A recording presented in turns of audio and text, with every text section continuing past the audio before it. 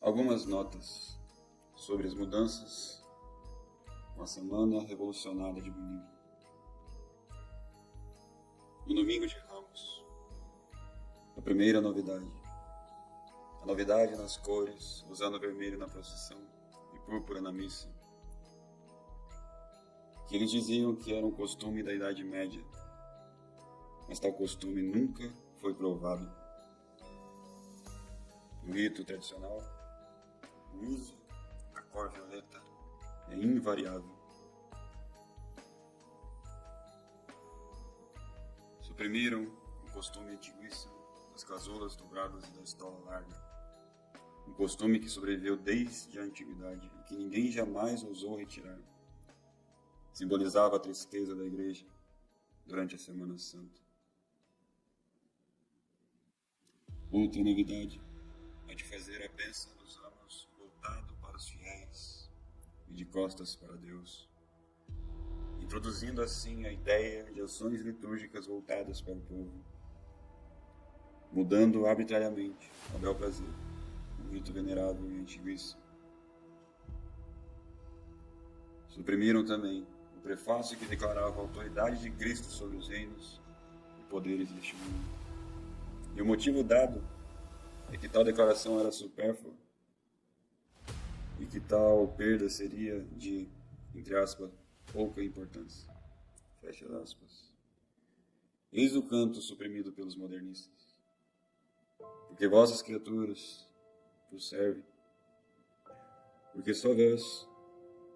só em vós reconhecem a origem e o seu Deus. E todas as vossas obras juntas vos louvam. E os vossos santos bendizem, porque confessam com voz livre o grande nome do vosso unigênito perante os reis e os poderes deste mundo.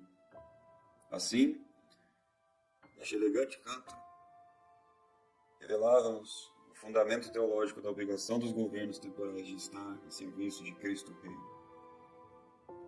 E tudo isso foi supérfluo e de pouca importância. Suprimiram também os trechos catequéticos sobre os sacramentais e os seus poderes contra o diabo. E os motivos alegados era medo dos fiéis caírem em superstição. E porque era algo que demonstrava orgulho erudito dos liturgistas da Idade Média. Eliminaram também o antiguíssimo costume da cruz que bate nas portas fechadas da igreja, um rito que simbolizava a resistência inicial do povo judeu e o triunfo da cruz de Cristo, que abre as portas do céu e faz a causa de nossa ressurreição. O diálogo cantado entre o interior e o exterior da igreja, nas portas fechadas, substituída por uma oração improvisada de frente para o povo, que mais tarde foi declarada pelos mesmos modernistas, e de fato, uma oração fora de lugar. E tudo isso fruto da vontade de inovar. E antigamente a procissão terminava, como de costume, e logo em seguida começava-se a missa, com as orações ao pé do altar. Mas o decreto elimina a distinção entre a paixão e o evangelho, e também elimina a última frase da paixão. A paixão de Cristo sempre foi marcada por um estilo narrativo. Era dividida em 3 vozes e então era seguida pelo evangelho, que se caracterizava por ser cantado por um único diácono em tom diferente e ser acompanhado pelo uso do incenso, nunca de tochas. A reforma confunde estes 2 aspectos. A paixão e o evangelho se fundem em uma única canção, enquanto a edição prostituída bagunçada dos versos iniciais com os versos finais, deixando assim tudo confuso, fazia pela mistura dos versos a perda do evangelho propriamente dito. E assim o evangelho foi de fato suprimido, eliminando-se então a passagem evangélica que relacionava a instituição da Eucaristia com a paixão de Cristo. A narrativa da última ceia foi excluída, e o motivo dado era economia de tempo. Por isso, excluiu-se então a venerável tradição da igreja.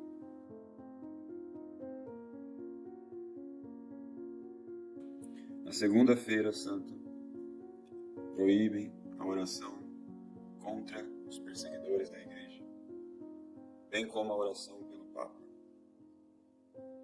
porque eles queriam remover todas as referências ao fato de que a Igreja tem inimigos. Os reformadores quiseram esconder com eufemismos ou com a supressão de passagens inteiras a realidade da perseguição da Igreja por parte dos inimigos, tanto terrestres como os infernais, que lutam contra a Igreja com violência, bem como remover insinuações sobre heresias. Neste mesmo contexto é decretada a supressão da oração pelo Papa, e assim começa a prática de reduzir a presença do nome Romano Pontífice na liturgia. E na Terça-feira Santa, a exclusão da passagem de São Marcos, no capítulo 14, dos versículos 1 ao 31, que abrevia a paixão de São Marcos. E esta é a segunda supressão perturbadora da passagem do Evangelho sobre a instituição da Santa Eucaristia, que relacionava com o sacrifício da paixão. A supressão de cerca de 30 versículos não parece ter sido apenas por questões de tempo, tendo em conta mais uma vez a importância desses versículos. Algumas frases desses versículos eram essas: os sumos sacerdotes e os escribas buscavam o meio de prender Jesus, a traição para matá-lo. Outra frase: em verdade eu vos digo, onde quer que for pregado em todo o mundo o Evangelho, será contado para sua memória o que ela fez. Ai daquele homem por quem foi entregue o Filho do Homem, melhor lhe fora nunca ter nascido. E isto é o meu sangue, o sangue da aliança, que será derramado por muitos.